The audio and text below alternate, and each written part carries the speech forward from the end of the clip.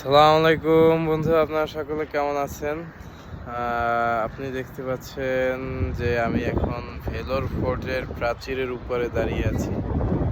আমার যেটা মনে হয় এখান থেকেই যারা এখানের সৈন্য সামন্ত ছিল এখান থেকে তীর ছোড়ার জন্য বা পাহারা দেওয়ার জন্য দাঁড়িয়ে থাকতো।